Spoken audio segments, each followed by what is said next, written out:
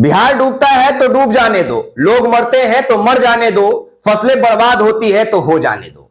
उन नेताओं का क्या है? चुनाव से चंद दिन पहले आपके समक्ष आएंगे, सहानुभूति प्रकट करेंगे, लंबे लंबे वादे किए जाएंगे, आपको सुनहरे सपने दिखाए जाएंगे और फिर यह तय किया जाएगा कि सत्ता के कुर्सी पे कौन विराजमान होगा। लेकिन इन सब के पीछे अगर कोई बर्बाद होता है तो वो है अपना बिहार। जानते हैं वैसा क्यों कह रहे हैं? क्योंकि शनिवार की शाम को इस बिहार में एक खबर आती है और वो खबर पूरे बिहार को दहला कर रख देती है। खबर यह था कि नेपाल के द्वारा रविवार को सुबह 5 बजे 6,61,000 क्यूसेक पानी बिहार में छोड़ा जाएगा। और यह खबर 56 साल बाद नेपाल से आया था। शायद 56 साल बाद इतना क्यूसेक पानी बिहार में छोड़ा जा रहा था। और यह खबर जैसे ही कोसी प्रभावित क्षेत्र में पहुंचती है, खलबली मच जाती है। क्योंकि सभी को पता था कि जब 6,61,256 क्यूसेक पानी नेपाल से बिहार में आएगा तो वो त्राहिमाम मचा के रख देगा, कोहराम मचा के रख देगा। लोगों में भागदौड़ मच जाती है, लोग अपने घरों को खाली करने लगते हैं। सीधे सीधे 14 जिला प्रभावित होने वाले थे जब नेपाल 6,61,000 क्यूसेक पानी बिहार में छोड़ने वाला था। 13 लाख आबादी बाढ़ से ग्रसित अभी भी है। आज 4 दिन बाद जब हम इस वीडियो को बना रहे हैं तो बनाते हुए हमें शब्दों को जुटाने में अथक प्रयास करना पड़ रहा है। वो इसलिए क्योंकि ना तो अब इस बिहार में कोई विपक्ष है, ना तो सत्ता पक्ष है। बिहार के माननीय मुख्यमंत्री नीतीश कुमार दिल्ली रवाना हो चुके थे और बिहार के नेता प्रतिपक्ष यानी मजबूत विपक्ष तेजस्वी यादव अपने परिवार के साथ क्वालिटी टाइम स्पेंड करने के लिए दुबई जा चुके थे। शायद इन नेताओं को बहुत अच्छे से पता था कि बिहार अभी कुछ दिन त्राहिमाम की स्थिति में रहेगा, बिहार अभी डूबा रहेगा। इसलिए बिहार में अपने इज्जत को नहीं डुबाना है तो निकल चलो यहां से।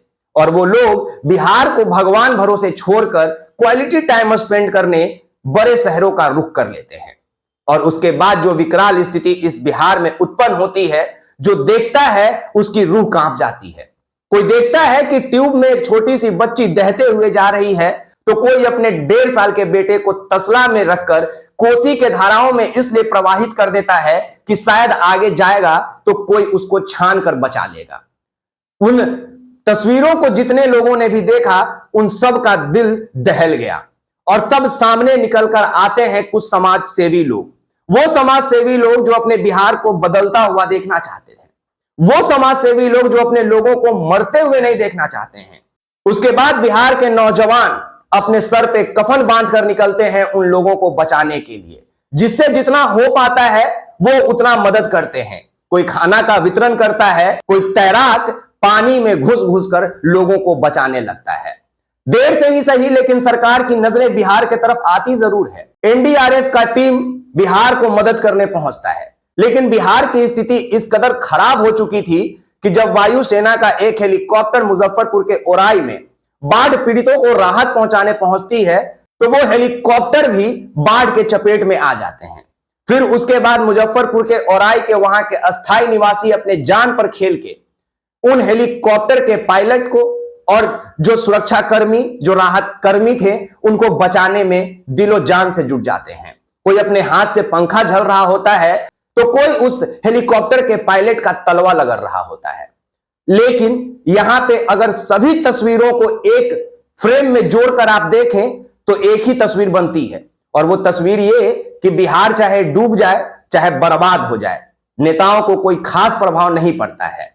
और कल एक तस्वीर बिहार में देखने को मिला कि एक नया पार्टी का गठन हुआ, जनसुराज जिसका नाम है। प्रशांत किशोर पांडे जी जो हैं वो उस पार्टी का नेतृत्व कर रहे हैं। कल वेटनरी कॉलेज के पास एक हुजूम पहुंचा था। वो हुजूम ज्यादातर उन्हीं क्षेत्रों के थे जो बाढ़ प्रभावित हैं। और वहीं से जन सुराज के जो प्रशांत किशोर हैं वो पदयात्रा भी करते हैं। कल 2 अक्टूबर था। चंपारण से महात्मा गांधी ने सत्याग्रह आंदोलन का शुरुआत भी किया था। और आज उसी चंपारण में, आज उसी कोसी प्रभावित क्षेत्रों में, आज उसी 14 जिलों में जहां आज बाढ़ का पानी कहर बरसा रहा है, वहीं से गाड़ियां भर भर कर लोगों को पटना लाया जाता है पैसे के दम पे। लेकिन यह पूरा बिहार इन खेल को समझ रहा था क्योंकि कहने और सुनने को तो कुछ था ही नहीं।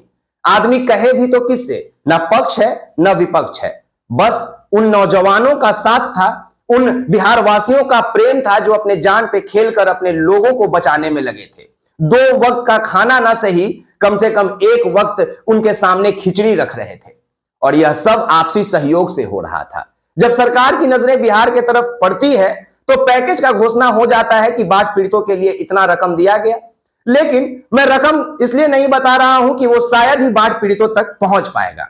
उन रकमों का एक बंटवारा होगा उन अधिकारियों के बीच में, उन नेताओं के बीच में जो अभी कहीं अपने एसी वाले कमरे में बैठकर बड़े टेलीविजन पे या फिर अपने मोबाइल पे डूबते हुए बिहार को देख रहे होंगे। और वैसे ही हम भी 4 दिन से अपने बिहार को अपने मोबाइल में डूबता हुआ देख रहे थे, और साथ ही देख रहे थे कि कैसे बिहार के निर्लज नेताओं का आत्मसम्मान इस बिहार में डूब गया। अक्सर इन बिहार वासियों के मन में एक सवाल आता है कि हमें क्या मजबूरी होती है जो हम इस बिहार को छोड़कर चले जाते हैं।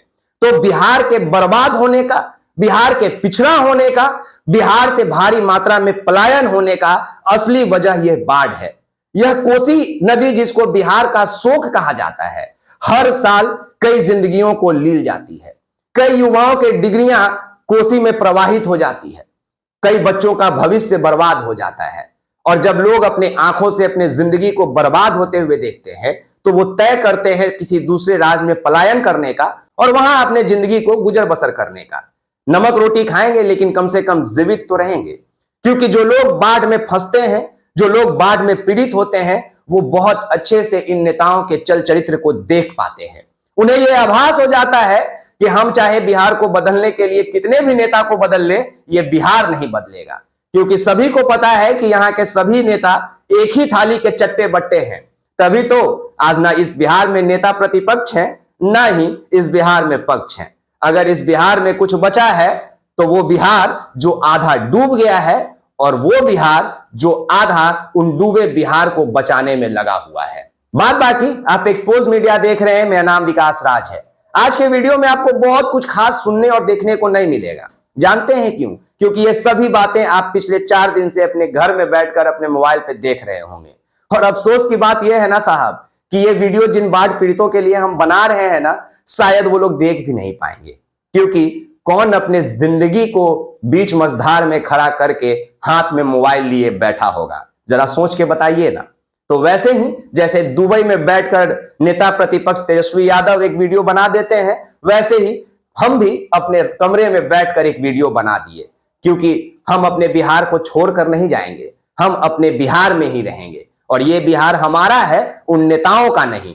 और यह कथन मेरा नहीं है, उन समाज सेवक लड़कों का है, उन जुनूनी लड़कों का है जो अपने सर पे कफन बांधकर बिहार के बाढ़ पीड़ितों में मदद पहुंचाने में लगे हुए हैं। बात बाकी तमाम लोगों का बहुत शुक्रिया। जय हिंद, जय बिहार, धन्यवाद।